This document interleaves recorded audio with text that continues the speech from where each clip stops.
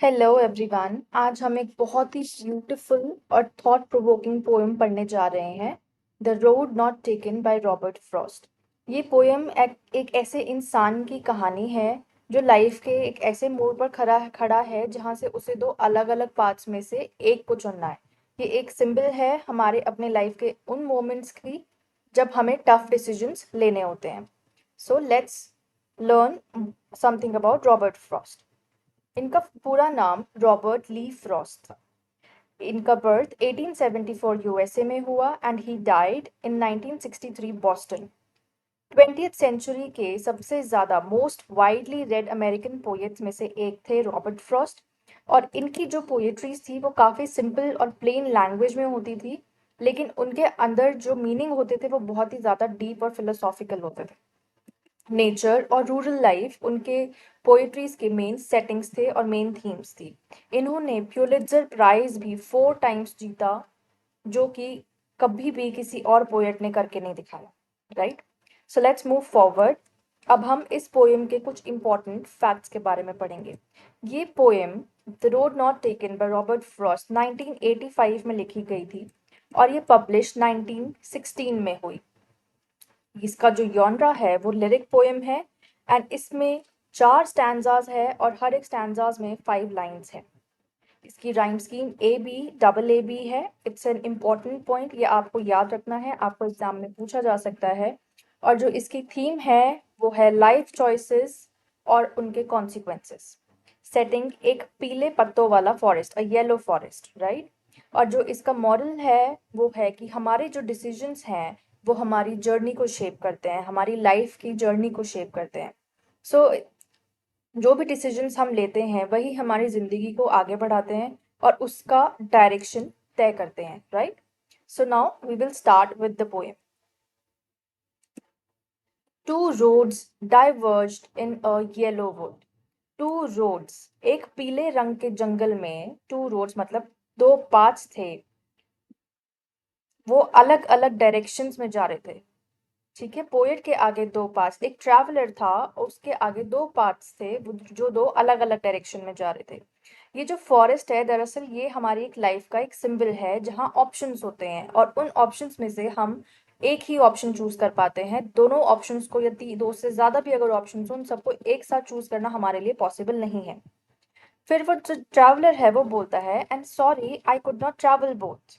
मुझे दुख हो रहा था कि मैं दोनों रास्तों पर एक साथ नहीं चल सकता। जैसे मैंने आपको बताया कि रियल लाइफ में भी हम एक टाइम पर दो चॉइसेस को नहीं चूज कर सकते। And be one traveller long I stood. वो बोल रहा था कि मैं एक अकेला ट्रैवलर हूँ। वन ट्रैवलर में यहाँ पे मतलब है अकेला ट्रैवलर, सोलो ट्रैवलर। वो बहुत देर तक वहीं पर खड़ा रहा।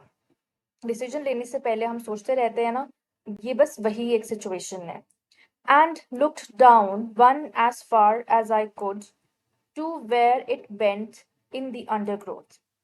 जैसे वो ट्रैवलर कह रहा है कि मैंने एक रास्ते को जितना दूर तक देखा, looked down one as far as I could, जहां तक वो देख सका उसने वहां तक देखा।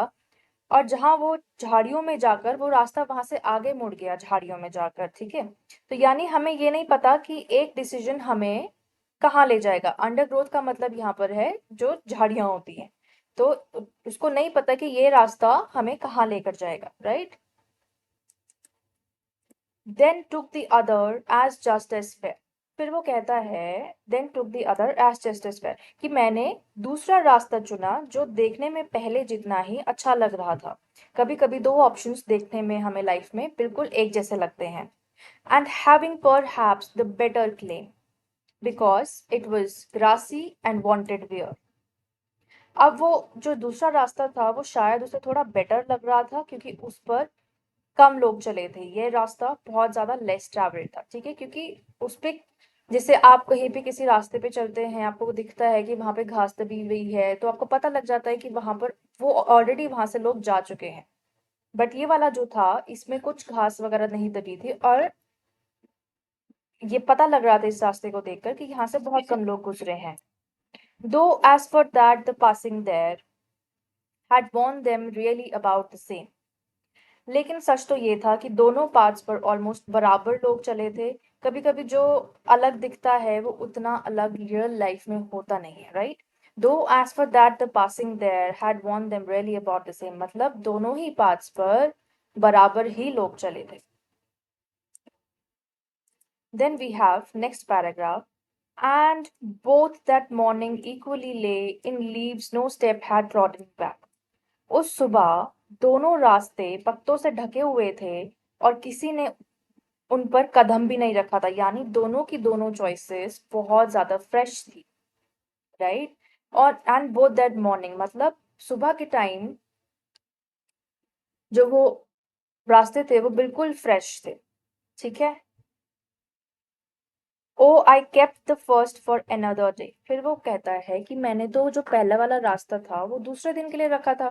ओ I kept the first the end for another day, कि मैं तो किसी और दिन एक्सप्लोर करूंगा, जैसे हम सोचते हैं कि इस ऑप्शन के बारे में हम बाद में सोचेंगे, right? So yet knowing how way Leeds on two way I doubted if I should ever come back, लेकिन मुझे पता था कि एक रास्ता दूसरे से जुड़ता है और शायद मैं कभी वापस आ ही ना सकूं, right? Like yet knowing how way Leeds on two way, कि हम जब एक रास्ता चुनते हैं तो वहां से फिर फर्दर आगे हमें दूसरा रास्ता मिलता है, तो वापस आकर किसी दूसरे रास्ते को चूज करना ये तो चॉइस है ही नहीं, क्योंकि लाइफ में आप एक बार कोई डिसीजन ले लेते हो तो उसके बाद हम रेयरली ये सोचते हैं कि हम वापस जाके दूसरा डिसीजन ले लें, है ना?